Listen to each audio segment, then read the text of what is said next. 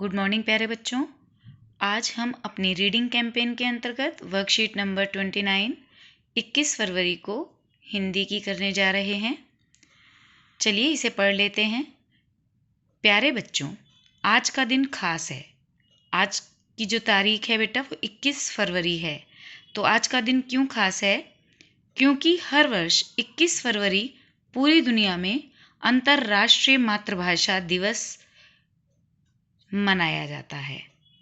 21 फरवरी को बेटा 21 फरवरी को अंतर्राष्ट्रीय मातृभाषा दिवस मनाया जाता है।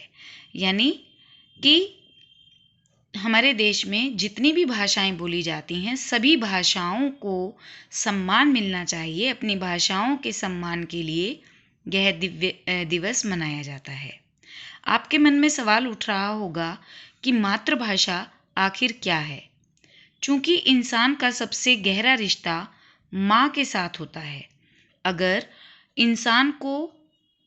माँ इंसान को जन्म देती है तो भाषा उसे जिंदगी के अर्थ बताती है, जीने का ढंग समझाती है। बेटा माँ जो है अपने बच्चे को जन्म देती है। इसी तरह से जो भाषा है, हम जब उसे सीखते हैं तभी हमें इस दुनिया में क्या हो रहा है वो समझ में आता है। जब तक हमें अपनी भाषा में कोई बात नहीं समझाया जाता, हम नहीं समझ पाते। मान लीजिए आपके साथ आकर कोई तमिल भाषा में बोलने लग जाता है, आपको कुछ भी समझ नहीं आएगा कि ये क्या बोल रहे हैं। हमें अपनी ही मातृभाषा में, जो भाषा हमारी माँ ने हमें सिखाई है, जहाँ हम रहते हैं, अपनी माँ जो हमसे बोलती है वो हम सीख जाते हैं, उसे मातृभाषा कहते हैं। तो भाषा जो है वो जिंदगी के अर्थ बताती है। इतने गहरे संबंध के कारण ही इंसान ने भाषा का रिश्ता माँ से जोड़ा है। मातृभाषा अपने माता पिता और परिवार के अन्य लोगों द्वारा घर में बोले जाने वाली भाषा होती है। अभी हमने आपको बताया कि मातृभाषा अपने माता पिता और परिवार के अन्य लोगों द्वारा जो भाषा हम सीखते हैं, बोलते हैं, वो भाषा होती है, जिसे सुनते हुए हम बड़े होते हैं और अपने घर या आस पड़ोस में उसका प्रयोग करते हैं। मातृभाषा के प्रयोग से हम एक जुड़ाव और अपनेपन का अनुभव कर पाते हैं और आसानी से अपनी बात कह पाते हैं। बच्चों, आप सबकी भी कोई ना कोई मातृभाषा अवश्य होगी और वह आपको सुनने और बोलने में अच्छी भी लगती होगी। तो आइए हम इसी विषय पर निम्नलिखित गतिविधियों को करते हैं। जैसे देखिए बेटा, हमारे यहाँ पर भारत में कई प्रकार के कई भाषाओं को बोलने वाले लोग रहते हैं। अब हम जहाँ गुजराती बोलने वाले हैं मान लीजिए, लेकिन अब हम जहाँ रह रहे हैं वहाँ हिंदी ही बोली जाती है और हमारी मम्मी भी, हमने अपने माता पिता से हिंदी ही सुनी है बोलते हुए, तो हमारी मातृभाषा हिंदी ही हो जाती है। और चलिए, जैसे अब यहाँ दिया गया है, मैडम मेरी मातृभाषा उर्दू में जीना कहते हैं। यहाँ टीचर पूछ रही है, बच्चों सीढ़ी को आपकी मातृभाषा में क्या कहते हैं? सीढ़ी यानी स्टेयर्स इंग्लिश में जिसे हम कहते हैं, उसको अलग अलग भाषाओं के बच्चे बता रहे हैं। उर्दू में जीना कहते हैं।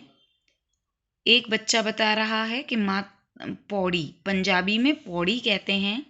एक लड़की बता रही है कि मेरी गढ़वाली भाषा में इसे पैडी कहते हैं और बंगाली में सीढ़ी को मई कहते हैं। चलिए अब इसकी वर्कशीट कर लेते हैं। आपकी मातृभाषा क्या है?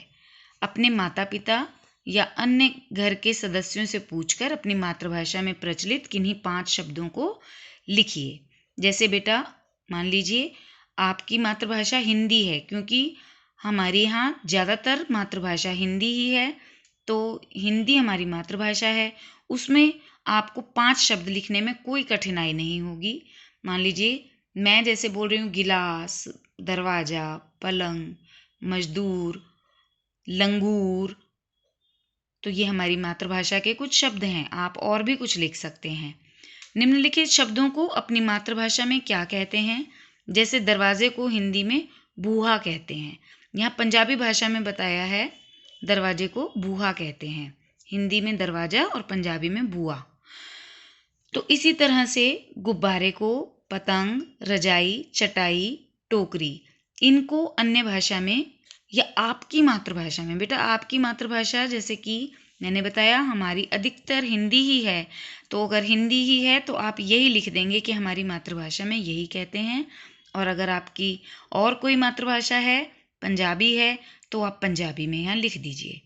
आप अपने माता पिता या घर के सदस्यों की सहायता लेकर अपनी मातृभाषा में प्रचलित किसी एक लोकगीत को तैयार कीजिए और उसे अपनी कक्षा में सुनाइए। तो बेटा कोई भी एक लोकगीत आपको अपने पेरेंट्स से पूछ करके, जो भी आपके तीज त्योहारों पर गाया जाता है, इस तरह का कोई गीत हो, उसे आपने गाना है और अपनी कक्षा में सुनाना है। थैंक यू बेटा। अब आपको ये वर्कशीट पूरी करनी है और इसे पढ़ने का अभ्यास करना है।